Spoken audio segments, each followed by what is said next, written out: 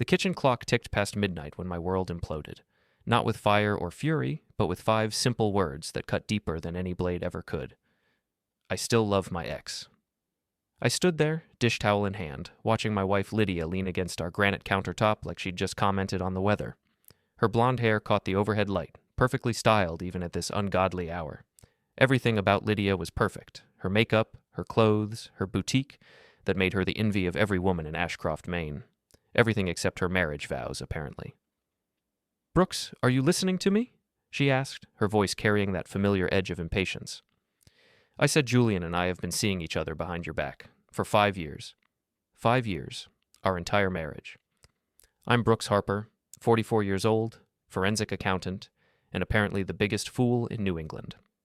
I specialize in following paper trails, finding discrepancies, uncovering financial lies. Yet somehow I'd missed the biggest deception happening right under my nose.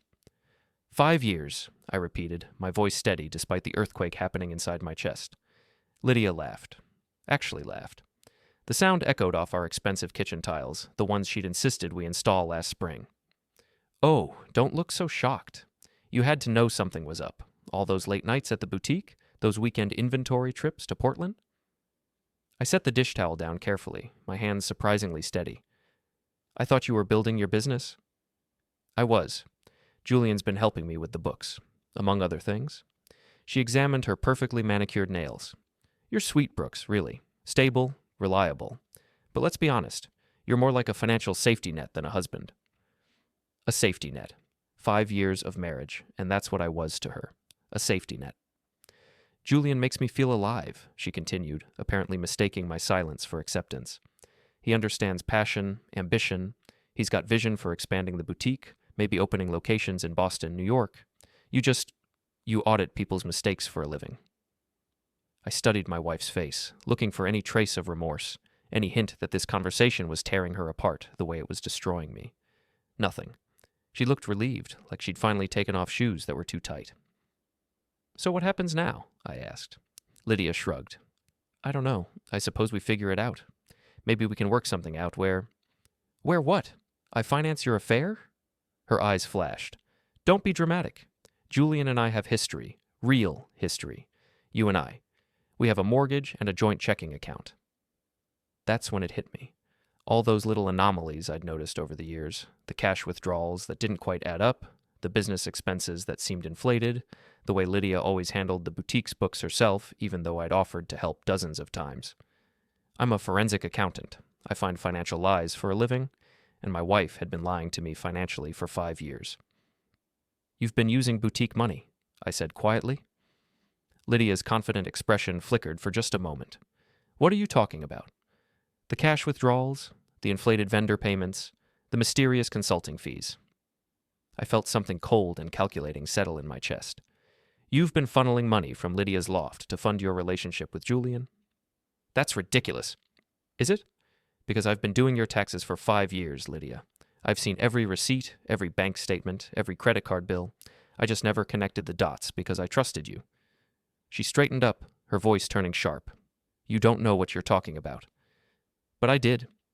God help me, I finally did." I looked at my wife, really looked at her, and saw a stranger, someone who'd been playing a role for 5 years while living an entirely different life behind my back. Someone who saw me as nothing more than a convenient source of financial stability while she pursued her real passion. "I'm going to bed," I said. "Brooks, we need to talk about this." "No," I said quietly. "We really don't." I walked upstairs to our bedroom, my bedroom, apparently, and sat on the edge of the bed we'd shared for 5 years. The bed where she'd lied to me every single night. But as I sat there in the dark, something strange happened. The initial shock began to fade, replaced by something else, something colder and more focused. I'm very good at my job. I find financial crimes that people think they've hidden perfectly. I uncover paper trails that lead to fraud, embezzlement, tax evasion. I've sent dozens of people to federal prison by following the money, and now I knew exactly where my wife's money had been going. I didn't sleep that night.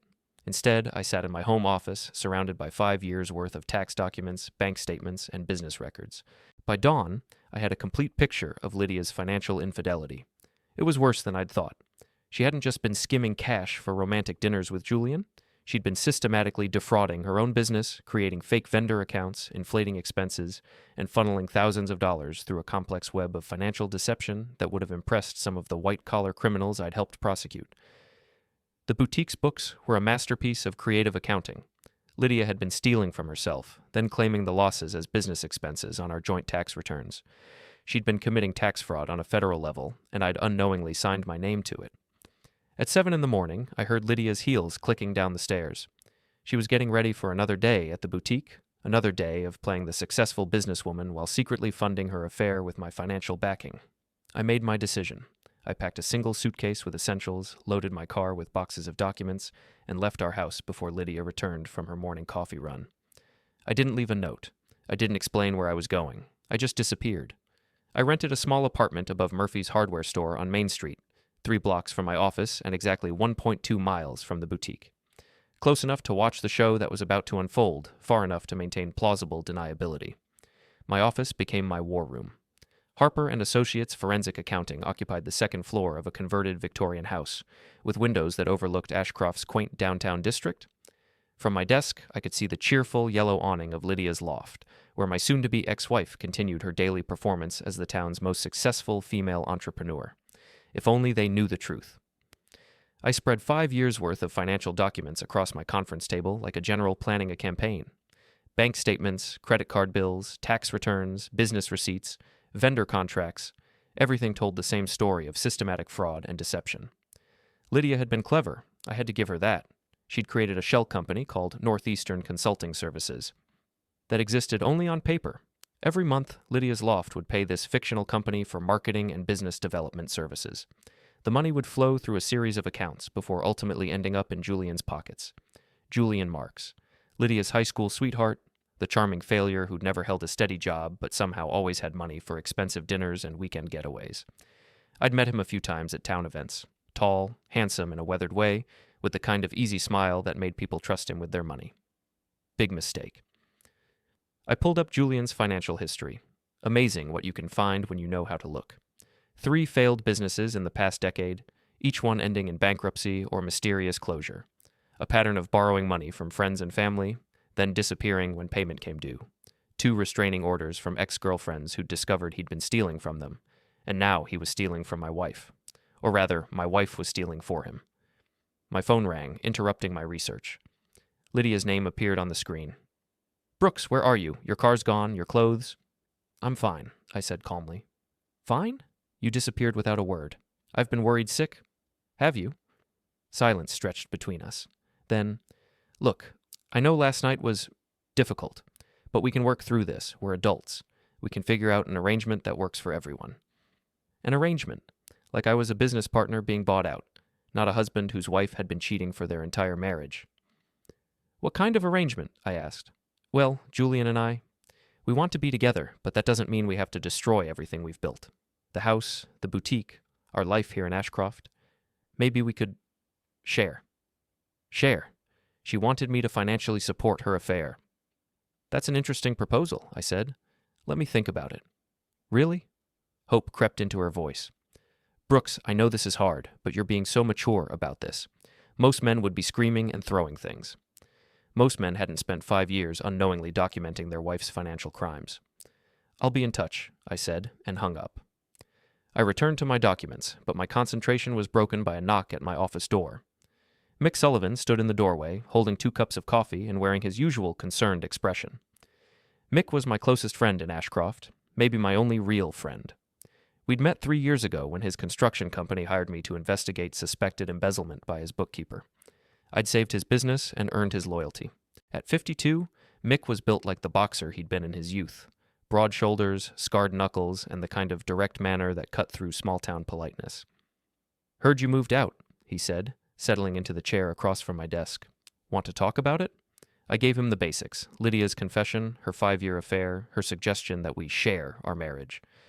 Mick listened without interruption, his expression growing darker with each detail. "Jesus, Brooks, I'm sorry." "Don't be. I'm actually grateful she told me." Mick raised an eyebrow. "Grateful?" I gestured to the documents covering my table. "Because now I can do something about it." I explained what I'd discovered. the shell company, the fraudulent expenses, the systematic theft that had been happening under my nose. Mick whistled low when I showed him the numbers. She's stolen over $200,000 from her own business, I said, money that she claimed as legitimate business expenses on our joint tax returns. The IRS is going to be very interested in this. You're going to turn her in? I'm going to give her a chance to do the right thing first. That evening, I prepared an envelope.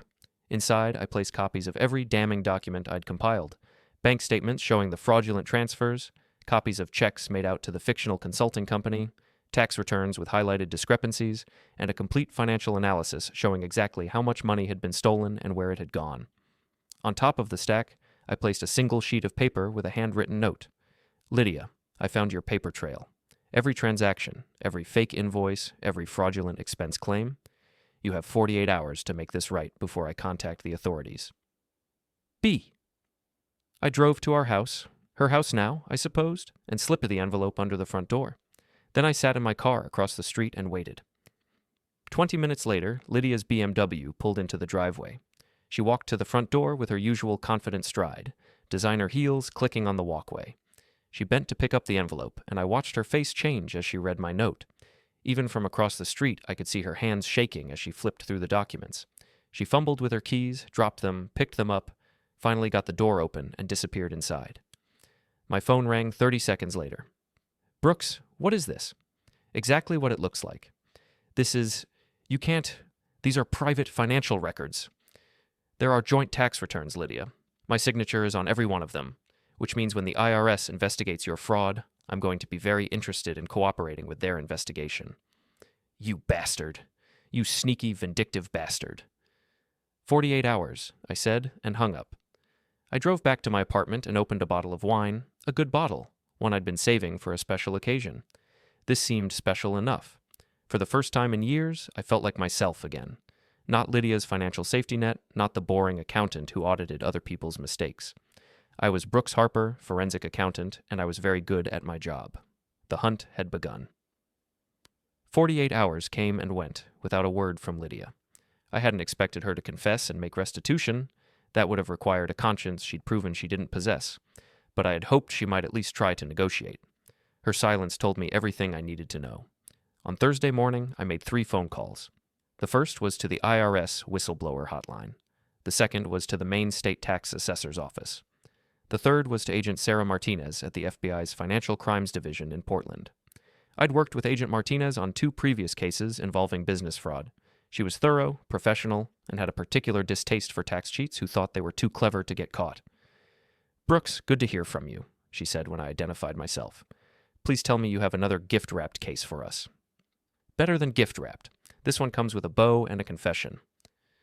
I spent an hour walking Agent Martinez through Lydia's financial crimes, providing her with copies of all the documentation I'd compiled.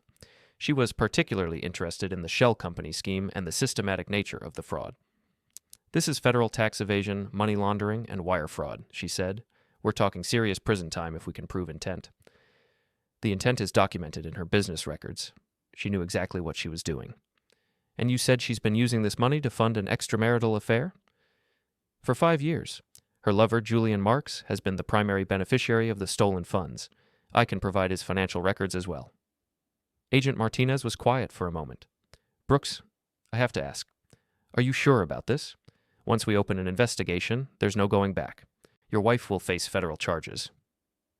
She's not my wife anymore, I said. She made that clear when she told me I was just her financial safety net. Understood. We'll begin the investigation immediately. Expect a call within the week. After hanging up, I felt a strange mix of satisfaction and sadness. I'd just set in motion the destruction of the woman I'd loved for 5 years. But that woman had never really existed. She'd been a carefully constructed lie designed to provide financial security while Lydia pursued her real life with Julian. I was still processing the morning's events when my office phone rang. The caller ID showed Lydia's Loft. Brooks Harper speaking.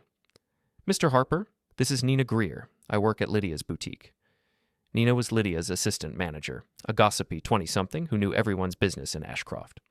I was wondering if you could come by the shop. Mrs. Harper seems upset about something, and she asked me to call you. Interesting. Lydia was too proud to call me directly, but desperate enough to send her employee as a messenger. I'll be right over. Lydia's Loft occupied a prime corner location on Main Street, with large windows displaying the latest fashions and a cheerful yellow awning that made it impossible to miss. The boutique was Lydia's pride and joy, the symbol of her success as an independent businesswoman. Too bad it was built on a foundation of fraud. I found Lydia in her office at the back of the store, surrounded by the same financial documents I'd left in the envelope. She looked up when I entered, her usually perfect appearance slightly disheveled. "You called?" I said. "Sit down, Brooks, please." I remained standing. "What do you want, Lydia?" "I want to know what it's going to take to make this go away." She gestured to the papers scattered across her desk. "What do you want? Money? The house? Half the business?" "I want you to tell me why." She blinked. "Why what?" "Why you married me if you were in love with Julian. Why you built a life with me while stealing money to fund your affair. Why you looked me in the eye every morning for 5 years and lied." Lydia's composure cracked slightly. "It wasn't supposed to happen like this. Julian and I, we have history, but he's not stable. He's not reliable like you are. I thought I could make it work with you. I really did. But I couldn't just turn off my feelings. So you decided to have both. Julian for passion, me for financial security. It wasn't that calculated. Wasn't it? You created a fake company to funnel money to him. You filed fraudulent tax returns. You systematically stole from your own business for 5 years. That's not passion, Lydia. That's premeditated fraud." Her face hardened. "Fine. You want the truth?" "Yes, I married you because you were safe, because you had a steady income and you'd take care of me. And yes, I stayed with Julian because he makes me feel things you never could. I'm not going to apologize for wanting both security and happiness. And I'm not going to apologize for what happens next. What's that supposed to mean?" I leaned forward, placing my hands on her desk. "It means you had 48 hours to make this right, and you chose to try to negotiate instead, so now we do this the hard way." "Brooks, please, we can work something out. I'll pay back the money." "With what? The business is leveraged to the hilt, the house has a mortgage, and your personal accounts are nearly empty because you've been funneling everything to Julian." I straightened up. "You don't have $200,000 to pay back, Lydia, and even if you did, it wouldn't matter now." "What do you mean?" "I mean, I've already contacted the authorities. The FBI, the IRS, the state tax office. They're very interested in your creative bookkeeping." The color drained from Lydia's face. "You didn't." "I did. Agent Sarah Martinez from the FBI's Financial Crimes Division will probably want to interview you sometime next week." Lydia stared at me like she'd never seen me before. "You vindictive bastard. You're going to destroy me over this?" "I'm not destroying you, Lydia. You destroyed yourself. I'm just making sure there are consequences." I turned to leave, but her voice stopped me at the door. "Julian doesn't know about any of this. The money, the fake company, that was all me. He's innocent." I looked back at her, sitting behind her desk surrounded by evidence of her crimes, still trying to protect her lover even as her world collapsed around her. "No, he's not," I said quietly. Julian Marks has been depositing stolen money into his accounts for 5 years. He's been living off the proceeds of your fraud. The FBI will be very interested in talking to him, too." I left Lydia sitting in her office and walked back onto Main Street. Ashcroft looked the same as always, quaint storefronts, tree-lined sidewalks, the kind of small-town charm that attracted tourists and retirees, but everything had changed for me. This was no longer the place where I'd built a life with my wife. It was the place where I was going to watch that life burn to the ground, and I was surprised to discover that I was looking forward to it. The FBI moved faster than I'd expected. By Monday morning, Agent Martinez and 2 other federal agents were conducting interviews at Lydia's Loft, while forensic accountants from the IRS examined 5 years' worth of business records. I watched from my office window as customers gathered outside the boutique, drawn by the obvious law enforcement presence. Nina Greer stood on the sidewalk, frantically texting on her phone, probably spreading the news to half the town. My phone rang. Julian Marks. "Brooks, what the hell is going on? There are FBI agents at Lydia's shop, and someone said they're asking about me." "Are they? That's interesting." "Don't play games with me. Lydia said you've been making accusations. I haven't accused anyone of anything. I simply provided federal investigators with financial records that show systematic fraud and money laundering. They're drawing their own conclusions." Silence. Then, "You bastard. You know Lydia and I are in love. You know your marriage was over. Why are you trying to destroy us?"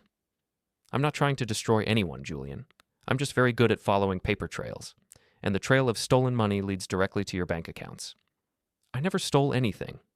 You've been depositing money that was fraudulently obtained through fake business expenses and tax evasion.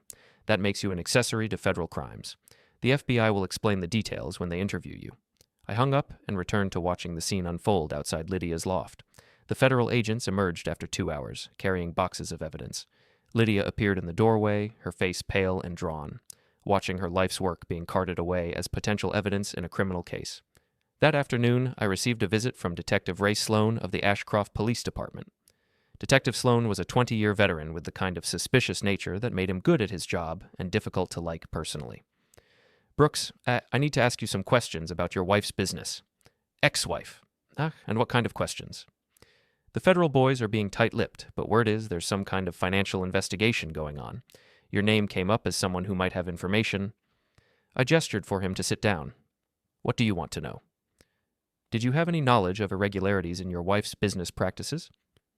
"Not until recently. I discovered evidence of systematic fraud and reported it to the appropriate authorities."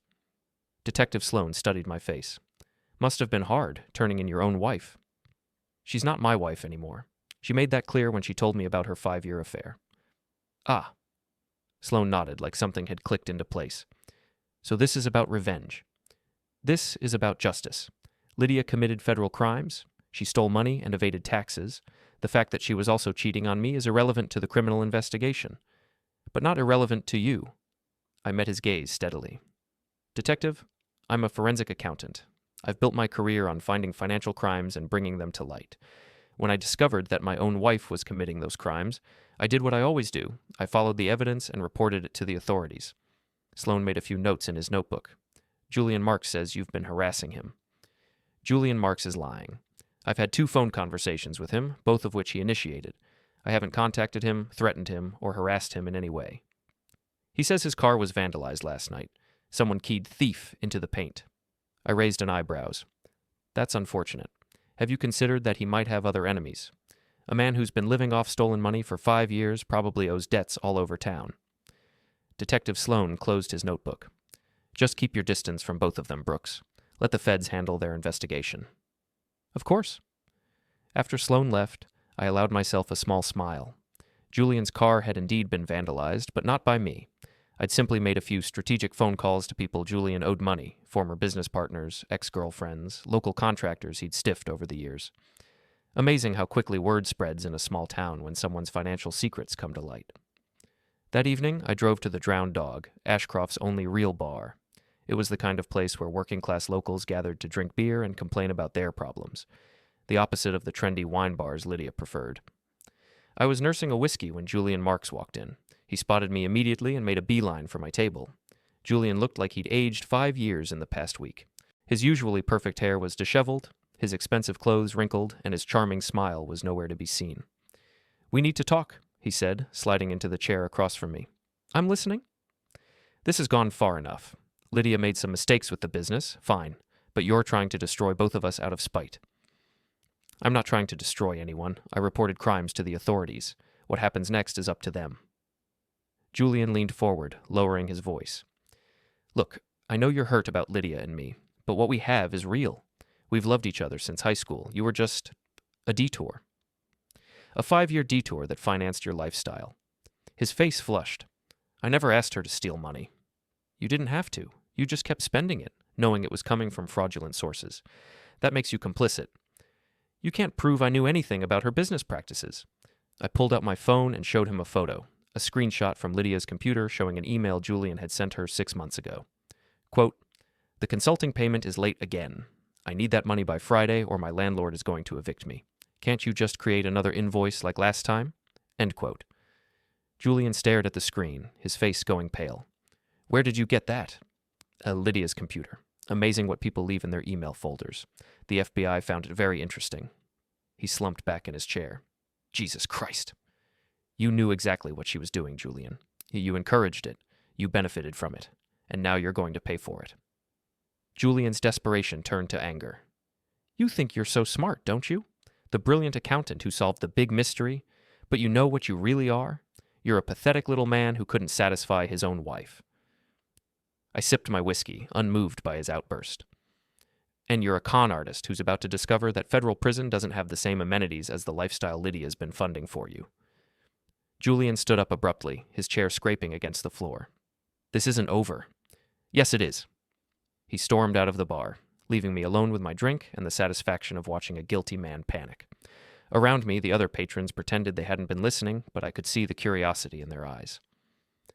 By tomorrow, everyone in Ashcroft would know about Julian's meltdown at the Drowned Dog. Small towns were wonderful for spreading information. The federal investigation moved with bureaucratic precision. Asset seizure orders were filed, bank accounts were frozen, and both Lydia and Julian were officially notified that they were subjects of a criminal investigation into tax evasion, wire fraud, and money laundering. Lydia's loft closed indefinitely while the IRS conducted a complete audit of the business. The cheerful yellow awning that had been a fixture on Main Street for 5 years was replaced by official notices and crime scene tape. I watched it all unfold from my office window with the detached interest of a scientist observing an experiment. Every development was exactly what I'd predicted based on my understanding of federal financial crime investigations. Lydia tried calling me several times, but I let the calls go to voicemail. Her messages grew increasingly desperate. Brooks, please call me back. We need to talk about this. The lawyers say I could go to prison. Real prison, Brooks. Please, we can work something out. I'll give you everything. The house, the business, whatever's left. Just make this stop. But it was too late to stop. The federal government doesn't negotiate with tax cheats, and I had no power to influence their investigation even if I'd wanted to, which I didn't. 2 weeks after the investigation began, I received a call from Agent Martinez. Brooks, we've got enough evidence to file charges against both subjects. The grand jury will likely issue indictments within the month. What kind of charges? Your wife is looking at conspiracy to commit tax evasion, wire fraud, and money laundering. Marks will be charged as a co-conspirator. We're talking federal sentences, probably 5 to 10 years each if they're convicted. 5 to 10 years. Lydia would be in her 50s when she got out of prison. Julian would be pushing 60. Their lives as they knew them were over. There's one more thing, Agent Martinez continued. We need you to testify before the grand jury. As the whistleblower and the person who compiled most of the financial evidence, your testimony will be crucial. Of course. Brooks, I have to ask, are you okay with this? I know she was your wife. I looked out my office window at the empty boutique, its windows dark and lifeless. She stopped being my wife the moment she told me I was just her financial safety net. The grand jury hearing was scheduled for the following Thursday. I spent the weekend preparing my testimony, reviewing the financial documents I'd compiled, and organizing them into a clear narrative of systematic fraud. On Wednesday evening, as I was working late in my office, I heard footsteps on the stairs. Lydia appeared in my doorway, looking nothing like the confident businesswoman who'd confessed her affair 3 weeks ago. She'd lost weight, her clothes hung loose on her frame, and her usually perfect hair was pulled back in a simple ponytail. She looked exhausted, defeated, and older than her 42 years. Hello, Brooks. Lydia, how did you get in? The door was unlocked. She gestured to the chair across from my desk. May I? I nodded, and she sat down carefully, like someone recovering from an illness. I suppose you've heard about the grand jury, she said. I have. The lawyers say you're testifying against me. I'm testifying about what I discovered. Whether that's against you depends on your perspective. Lydia was quiet for a long moment, studying her hands. Do you hate me? The question surprised me. No? Then why are you doing this? I leaned back in my chair, considering how to answer. Do you remember when we first met? You just opened the boutique and you came to me for help with your business taxes. Of course. You were so proud of what you'd built. Your own business, your independence, your success. You said you wanted to prove that a woman could make it on her own in a small town. I remember. But it was all a lie, wasn't it? You weren't making it on your own. You were stealing from yourself and committing tax fraud to fund Julian's lifestyle. Everything you said you stood for was a fraud. Tears began to roll down Lydia's cheeks. I never meant for it to go this far. But it did. For 5 years, it went exactly this far, and it would have continued if you hadn't told me about Julian. So this is punishment? I shook my head. This is consequences. I'm a forensic accountant, Lydia. When I discover financial crimes, I report them. That's what I do. That's who I am. The fact that you're my wife, ex-wife, doesn't change that. The lawyers say I'll probably go to prison. Probably. Julian blames me. He says I should have been more careful, should have covered my tracks better. He's trying to make a deal to testify against me. That was interesting. Honor among thieves, apparently, only lasted until federal prosecutors started offering plea bargains. Are you surprised? Lydia laughed bitterly. I guess I shouldn't be. Julian's always been good at finding someone else to blame for his problems. She stood up, smoothing down her skirt in a gesture that reminded me of the confident woman I'd married. I suppose this is goodbye, then. I suppose it is. She walked to the door, then turned back. Brooks, for what it's worth, I am sorry. Not about Julian. I can't apologize for loving him. But I'm sorry about the lies. I'm sorry about using you. You deserved better. Yes, I said quietly. I did. After she left, I sat in my office for a long time, watching the empty street outside. Tomorrow I would testify before a federal grand jury and help send my ex-wife to prison. It should have felt like victory.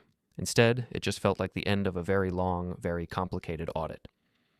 The grand jury returned indictments against both Lydia Harper and Julian Marks on a Thursday morning in October. The charges were extensive: conspiracy to commit tax evasion, wire fraud, money laundering, and filing false tax returns. The potential sentences ranged from 5 to 15 years in federal prison. I learned about the indictments from Agent Martinez, who called me at my office with the news. Both subjects were arrested this morning, she said. Marks tried to run. We found him at the Portland airport with a one-way ticket to Miami. That's not going to look good to the judge. Julian had tried to flee. Somehow that didn't surprise me. When things got difficult, Julian's instinct was always to find someone else to blame or somewhere else to run. What about Lydia? She surrendered voluntarily with her lawyer.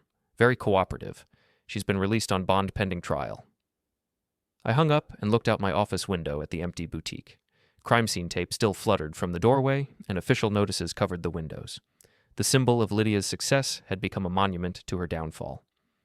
My phone rang again. This time it was Mick Sullivan. Brooks, you need to get down to the drowned dog, now.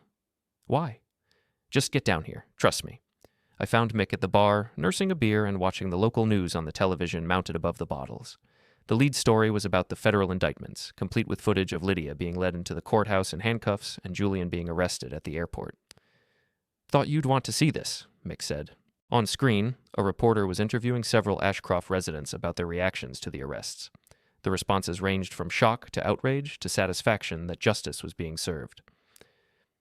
I always wondered how she could afford such expensive inventory, said Mrs. Patterson from the flower shop. Now we know. She was stealing it.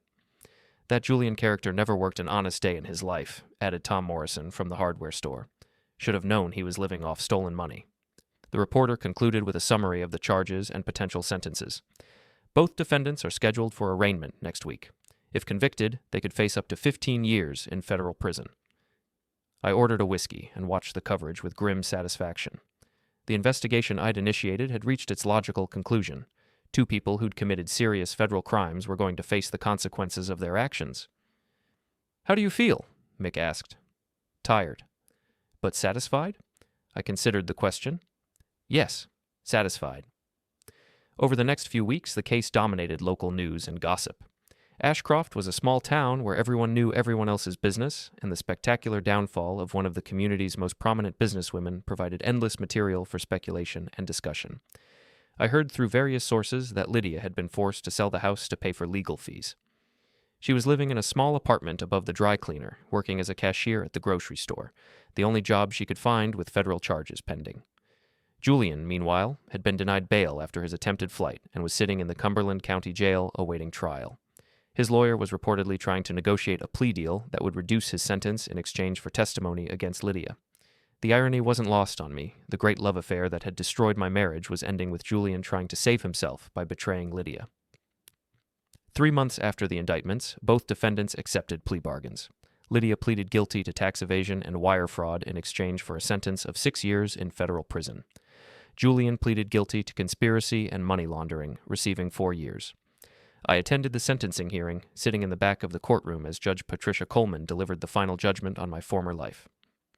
Mrs. Harper, the judge said, you systematically defrauded the federal government for 5 years, stealing over $200,000 in the process. You violated the trust of your community and your family. Your actions were not the result of desperation or necessity, but of greed and selfishness. Lydia stood before the bench in an orange jumpsuit, her hands shackled, bearing no resemblance to the confident woman who'd once been the envy of Ashcroft's social scene. Mr. Marks, Judge Coleman continued, you were a willing participant in this conspiracy, benefiting from stolen money while encouraging the defendant to continue her criminal activities. Your attempt to flee jurisdiction shows a complete lack of remorse or responsibility. Julian looked smaller somehow, his charm and confidence stripped away by the reality of federal prosecution. Both defendants were remanded to federal custody immediately. Lydia would serve her time at the Federal Correctional Institution in Danbury, Connecticut. Julian was headed to the federal prison camp in Schuylkill, Pennsylvania. As I watched them being led away in shackles, I felt a complex mix of emotions. Satisfaction at seeing justice served. Relief that the long investigation was finally over. And yes, a certain grim pleasure at watching two people who'd betrayed me face the consequences of their actions. I walked out of the courthouse into the crisp autumn air, breathing deeply for the first time in months. It was over. The investigation, the arrests, the trial, the sentencing, all of it was finally finished. My phone buzzed with a text message from Agent Martinez. "Congratulations. Clean case, clean conviction. Well done." I drove back to Ashcroft, past the empty boutique with its for-lease sign, past the house where I'd lived with Lydia for 5 years, past all the landmarks of a life that no longer existed. But instead of sadness, I felt something I hadn't experienced in years. Freedom. I was no longer Brooks Harper, the boring accountant who served as someone else's financial safety net. I was Brooks Harper, the forensic accountant who'd uncovered a complex financial conspiracy and brought federal criminals to justice. I was no longer the victim of someone else's deception. I was the architect of their downfall. That evening, I sat in my small apartment above Murphy's hardware store, drinking good whiskey and reviewing the case files one last time. 5 years of marriage, 5 years of lies, 5 years of systematic fraud, all of it documented, investigated, and prosecuted. The paper trail had led exactly where I'd known it would, to federal prison. I raised my glass in a silent toast to justice served and debts paid in full. Outside my window, Ashcroft settled into another quiet evening, one criminal conspiracy lighter and considerably more honest than it had been 6 months ago. My work here was done. Epilogue. The last audit. 6 months after the sentencing, I received a letter from Lydia. Federal inmates are allowed to send mail, and apparently she'd decided to use that privilege to reach out to the man who'd sent her to prison. The letter was brief. "Brooks, I know you probably don't want to hear from me, but I needed to tell you something. Julian and I are done, have been since the day he tried to make a deal to testify against me. Funny how 5 years of true love evaporates the moment someone faces real consequences. I've had a lot of time to think in here, about what I did, why I did it, and what it cost. Not just the money, though that was substantial, but everything else. My business, my reputation, my freedom, my marriage to a good man who deserved better. You were right to turn me in. I committed serious crimes, and I deserved to face justice. I just wanted you to know that I understand that now. I hope you're happy, Brooks. I hope you found someone who appreciates what you have to offer instead of seeing you as a convenience. Lydia P.S.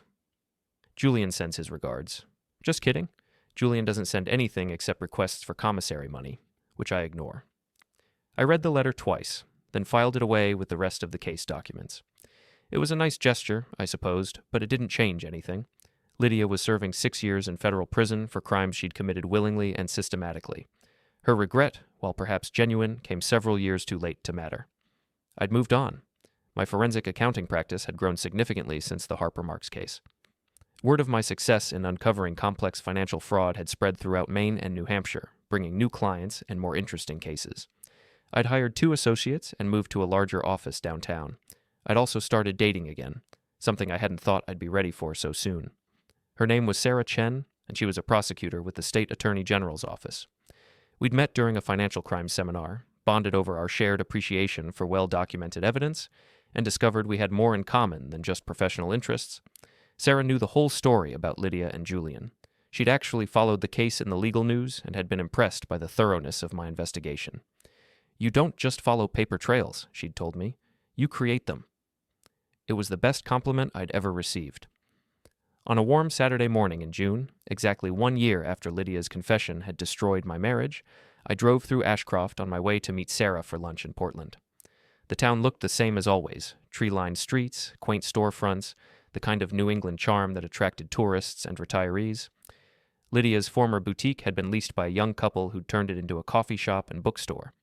The cheerful yellow awning was gone, replaced by forest green with gold lettering, chapter and verse books and coffee. I parked across the street and watched customers coming and going, carrying coffee cups and book bags, chatting with friends, living normal lives unburdened by financial fraud and federal investigations. It struck me that this was what Lydia's boutique should have been, a legitimate business serving the community, built on honest work rather than systematic theft.